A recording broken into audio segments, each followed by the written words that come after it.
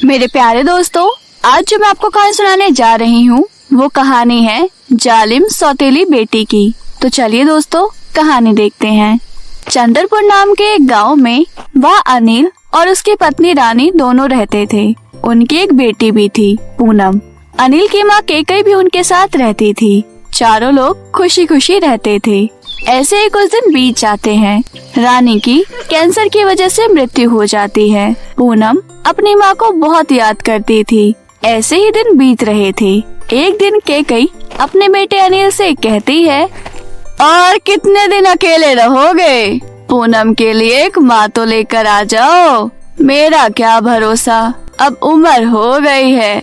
आज हूँ, कल नहीं रहूंगी। मेरी बात मानो, तुम दूसरी शादी कर लो अनिल बेटा। माँ, मैं दूसरी शादी नहीं करना चाहता। मैं अपनी पत्नी रानी को नहीं भूल सकता। ऐसे ही अनिल रानी की यादों में डूबा रहता था। ऐसे ही दिन बीत रहे थे। केकई शादी के लिए अनिल के पीछे हाथ धोकर पड़ी थी। लास्ट में अनिल अनु नाम की लड़की से शादी कर लेता है। अनु एक भोली भाली सीधी लड़की थी। वो पूनम का अच्छे से ख्याल रखती थी, पर पूनम को अनु बिल्कुल भी पसंद नहीं थी। एक दिन अनु काम करके यहाँ वहाँ घूम रही थी कि तभी, ओहो क्या बात है, मैडम तो काफी यहाँ वहाँ घूम रही हैं। इसे अभी मजा चखाती हूँ। इतना कहकर पूनम अनु को पैर से गिरा देती है। अनु बहुत दुखी हो जाती है। तभी केकई वहाँ आती है और बोलती है, क्या हुआ, क्यों रो रही हो तुम? इतना पूछती है। तभी पूनम कहती है, आजकल अपने ही मन में मगन रहती हैं। नीचे का कुछ दिखाई ही नहीं देता। पैर फंस गया और गिर गई, बस। इतना सुनकर अनु रोते हुए अपने कमरे में चली जाती है। कुछ देर बाद अनु किचन में खाना बना रही होती है। तभी किचन में पूनम आती है। खाना बना रही हो क्या? नमक मिर्च थोड़ा ध्यान से डालना। मेरी दादी को ब्लड प्रेशर है, जानती हो ना तुम? तभी अनु पूनम से कहती है, हाँ ठीक है, मैं याद रखूंगी। वैसे तुम बताओ, तुम्हें क्या पसंद है? मैं तुम्हारे लिए भी बना दूंगी। तब पूनम कुछ नहीं कहती और किचन से बाहर चली जाती है। फिर कुछ देर बाद अनु खाना बनाकर किचन से बाहर आती है। पूनम ये देख किचन में जाती है और अनु के बनाए हुए खाने को खराब कर देती है। फिर चुपचाप वहाँ से चली जाती है। थोड़ी देर में सारे खाने खाने के लिए आते हैं। फिर अनु उन्हें खाना देती है। जैसे ही एक निवाला खाती है, तभी केकई कहती है, कैसा खाना बनाई हो? इसमें नमक मिर्च कितनी ज्यादा है। कौन खाता है ऐसा खाना? तभी पूनम कहती है, मैंने तुमसे कहा था ना कि नमक मिर्च कम डालना। तुम मेरी दादी को मारना चाहती हो क्या? केकई भी उसे बहुत उल्टी सीधी बात कहती है। बेचारी अनु रोते हुए कहती है, मैंने तो बहुत कम नमक डाला था। नमक मिर्च फिर ज्यादा कैसे हो गया? यही सोच सोच कर रो रही थी। ऐसे ही कुछ दिन बीत जाते हैं। पूनम के मन में अपनी सौतेली माँ के प्रति नफरत बढ़ती जा रही थी। एक दिन पूनम अनु से कहती है, तुम मेरा बिल्कुल भी ख्याल नहीं रखती हो, कभी मेरे बाल तक नहीं बनाती हो।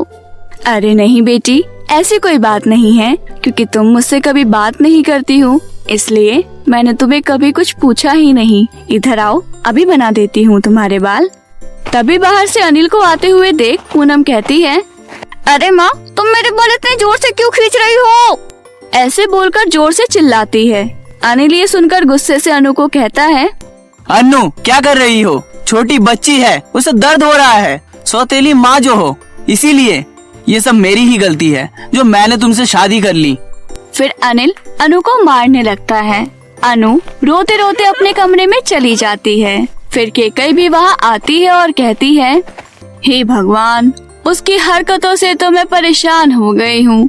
परसों खाने में इतना सारा नमक मिर्च डाल दिया और आज लड़की के बाल खींच रही है। पता नहीं कहाँ से हमारे पल्ले पड़ गई है ये।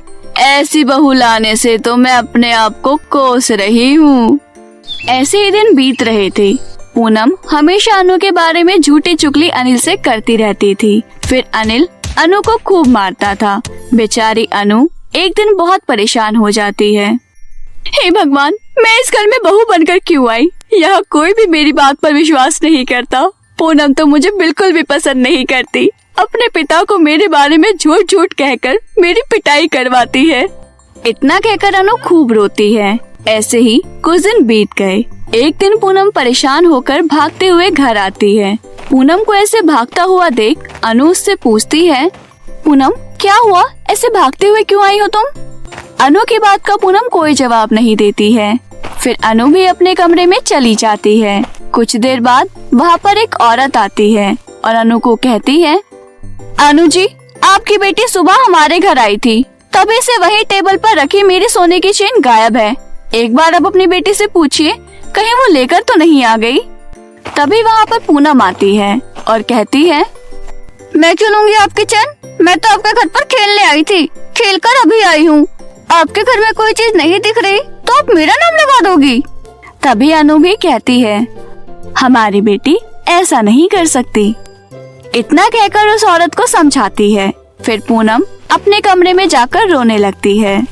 मुझे अब डर लग रहा है, मैंने ये चेन क्यों चुराई? मुझे नहीं लानी चाहिए थी, मेरी तो कुछ समझ में ही नहीं आ रहा। तभी वहाँ अनु आ जाती है। पूनम, ये क्या तुमने चेन चुराई है? अगर तुम्हारे पापा को पता चलेगा तो जानती हो ना क्या होगा। नहीं नहीं, पापा को पता चलेगा तो मुझे मारेंगे। ये चेन मुझे नहीं चाहिए, उन्हें लौटा दो। इतना कहकर पूनम वो चेन फेंक देती है। अनु उस चेन को लेकर उस औरत के घर जाती है। ये लीजिए आपकी चेन, माफ कीजिए, जब मैं पूनम को बुलाने आई थी ना, तब मैंने ही चुराई थी। इतना कहकर अनु पूनम का इल्जाम अपने सर पर ले लेती है। जब अनु उसके घर से आ रही थी तब केकई उसे देख लेती है और कहती है, ऐसी कौन सी मुसीबत आ गई जो तुम दूसरों के गहने चुरा रही हो? आने दो मेरे बेटे को, तुम्हारी अकल ठिकाने लगाती हूँ। फिर कुछ देर बाद अनिल घर पर आता है। केकई उसे सारी बात बताती है। अनिल गुस्से से कहता है, तुम्हें गहने ही चाहिए थे तो मुझसे मांग लेती, ऐसे चोरी करने से मेरी इज्जत खराब हो रही है, शर्म नहीं आ रही तुम्हें? फिर अनिल उसे मारने लगता है। ये सब देख पूनम अपने आप से कहती है, अरे ये तो मेरे लिए पापा से पिट रही है, अगर ये सच बता देती तो पापा आज मुझे मार देते। और पूनम दुखी हो जाती है। तभी अनिल अनु से कहता है, आज के बाद तुम्हें इस घर में पानी तक नहीं मिलेगा, मर जाओ भूखी प्यासी। इतना कहकर वो वहाँ से चला जाता है। अनु कमरे में बैठकर रो रही थी। तभी पूनम उसके पास जाती है और कहती है, आपने सच क्यों नहीं बताया पापा को? इतना पूछती है। तभी अनु कहती है, अगर सच बताती तो तुम्हारे पापा तुम्हें मार डालते, और तुम भी ये बात किसी को मत बताना, भूल जाओ, ठीक है? लेकिन आपने मेरे लिए ऐसा किया क्यों? मैंने तो कई बार पापा से आपकी बुराई करी और पापा ने आपको मारा भी। आपको गुस्सा नहीं आया मेरे ऊपर? गुस्सा क्यों आएगा? भले ही तुम मेरी अपनी संतान नहीं हो, पर मैं तुम्हें अपनी बेटी की तरह प्यार करती हूँ। दोबारा ऐसा कभी मत करना, वचन दो मुझे। अनु पूनम से वचन लेती है। ये सारी बातें केकई सुन लेती है। हे भगवान, इसमें अनु की कोई गलती नहीं है। इतने दिन से मेरी पोती झूठ बोल रही थी। बेचारी अनु, कितने दुख उठाए हैं उसने। इतना कहकर केकई दुखी हो जाती है। फिर पूनम अनु से कहती है, माँ आप बहुत अच्छी हैं। मैंने ही आपको सौतेली माँ समझकर आपके साथ बहुत बुरा व्यवहार किया, पापा से आपकी पिटाई करवाई, लेकिन तुम तो बहुत अच्छी हो। इतना कहकर रोते हुए अनु के गले लग जाती है। माँ मुझे माफ कर दो, दोबारा ऐसी गलती नहीं करूँगी। मैं तुम्हारे लिए खाना बना कर लाती हूँ। इतना कहकर पूनम खुद किचन में जाकर अनु के लिए खाना बनाती है। अनु के लिए थाली में खाना लेकर आती है। अपने ही हाथ से उसे खाना खिलाती है। पूनम का ये बदला हुआ रूप देखकर अनु बहुत खुश होती है। तभी अनिल वहाँ आ जाता है। पूनम को अनु को खाना खिलाते देख अनिल कहता है, पूनम उसे खाना खिला रही हो? उसने तुम्हारे साथ कैसा बर्ताव किया, ऊपर से चोरी भी की। ये सौतेली है, इसे इसके कर्मों की सजा मिलनी चाहिए, मत खिलाओ इसे खाना।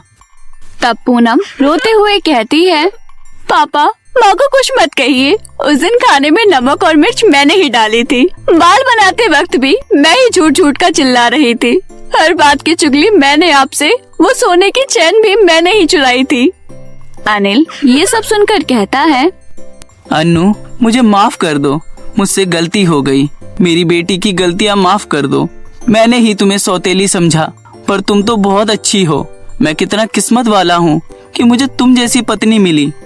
अनिल इतना कहकर अनु से माफी मांगता है। तब रोते हुए अनु कहती है, अरे आप क्यों माफी मांग रहे हैं? ये सारी बातें मैं भूल चुकी हूँ, आप भी भूल जाइए, दिल से ये बातें निकाल दीजिए। उस दिन के बाद सारे खुशी खुशी रहने लगते हैं। तो दोस्तों, देखा आपने, हर सौतेली माँ बुरी नहीं होती। अगर आपको ये कहानी अच्छी लगी हो तो अपने दोस्तों के साथ जरूर शेयर करें। और हाँ दोस्तों, अगर आपने अभी तक मिंकी टीवी चैनल को सब्सक्राइब नहीं किया है तो नीचे दिए हुए लाल बटन को दबाकर अभी सब्सक्राइब कर लें। साथ ही बेल आइकन को दबाना ना भूलें। तो इसी के साथ आपसे विदा लेते हैं और मिलते हैं ऐसी किसी नई सीख भरी कहानी के साथ। तब तक के लिए अपना ध्यान रखिए। धन्यवाद।